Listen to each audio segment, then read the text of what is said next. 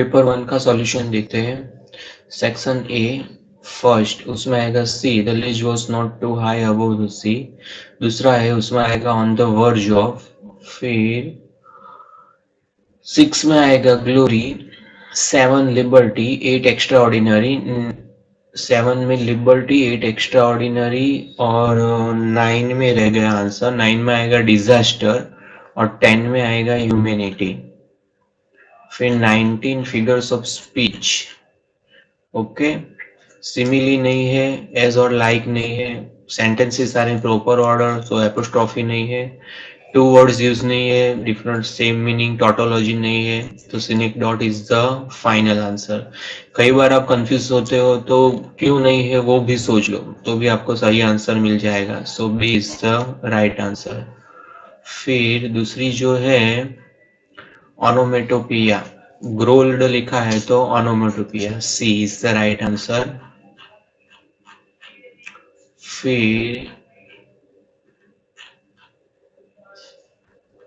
यहाँ पर 31 में एंड इवन द बॉय, तो बॉयस आएगा। 32 में हेड लिखा है तो हैव आएगा। 33 में ओवर है उसकी जगह पर ऑन आएगा। 34 में देयर लिखा है उसकी जगह पर THEIR देयर आएगा। There is the right answer. Punctuations आपको टेक्स्ट में से ढूंढ के निकालनी है।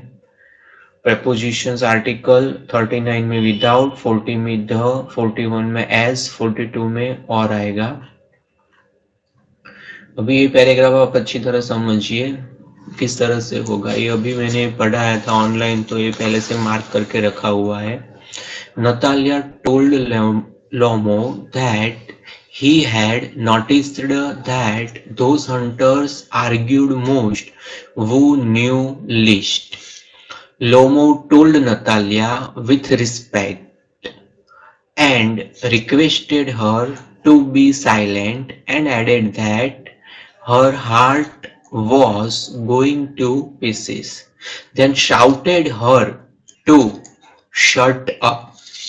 Natalia told Lomo that she would not shut up until she acknowledged that Squeezer was 100 times better than her guess. 44, B is the right answer. 45, the sun was now ascending. The sun was, तो wasn't it? Question tag. Okay, सब आप पढ़े हो class में अच्छी तरह से rule. Remove to, तो so it could not be, C is the right answer. 47, उसमें D is the right answer. 48, उसमें बी है। So this was the solution of paper 1। Okay, completed. Let us move to paper number 2, उसका solution देखते हैं। Paper 2 में सबसे पहला जो आंसर है उसमें आएगा बी। फिर दूसरा जो आंसर है उसमें आएगा डी, बहुत ए एंड बी वाला डी आंसर। ओके, यहाँ पर आप स्क्रीन पर देख सकते हो। So D is the right answer. फिर ये प्रॉपर ऑर्डर में स्कैन नहीं किया है। ओके, फिर यहाँ 6 में, it was only when I began to learn that my boyhood freedom was an illusion, when I discovered as a young man that my freedom had already been taken from me, that I began to hunger for it. At first, as a student, I wanted freedom only for myself, the transitory freedom of being able to stay out at night, read out what pleased, and go where I choose. So these were the answers.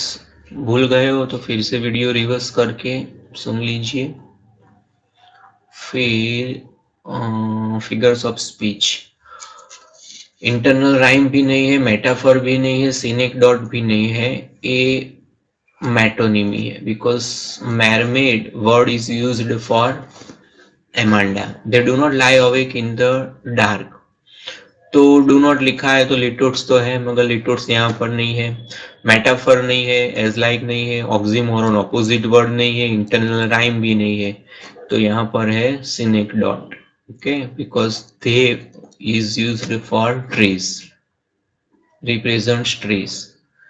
फिर यहाँ पर 31 paper 2 यहाँ पर लिखा हुआ है no one is born, तो आपको सिर्फ ये 31 जो आंसर लिखा है वही लिखना है, जो एग्जाम्पल पर दिया है वो यहाँ पर नहीं लिखना है। ओके, तो 31 है उसमें बिकॉज ऑन लिखा है तो उसकी जगह पर आएगा ऑफ, 32 में रिलीजियस की जगह पर आएगा रिलीजियन, 33 में ऑन की जगह पर आएगा टू, 34 टीच की जगह पर आएगा बी डॉट, टीच की जगह पर आएगा बी डॉट।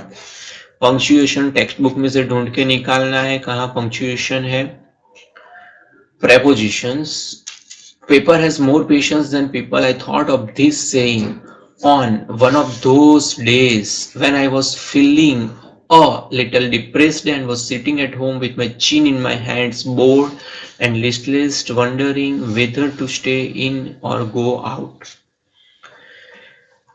ये पैराग्राफ भी मैंने अभी समझाया था ऑनलाइन में, तो ऐसे ही है टिक, तो आपको भी समझा देता हूँ। लुक पैग विस्पर्ड मैडी, तो यहाँ पर आपको लिखना है Maddie whispered and asked Peg to look at that blue one she had told them about and asked if it wasn't beautiful.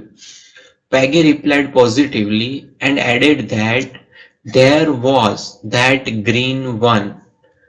ये बॉय लिखा है ना, उसकी जगह पर आपको यहाँ पर लिखा है and expressed her surprise.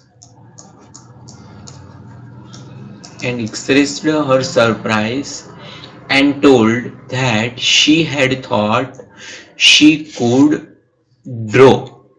इस तरह से 44 में आंसर आएगा बी, 45 में आंसर आएगा सी, 46 में आएगा बी,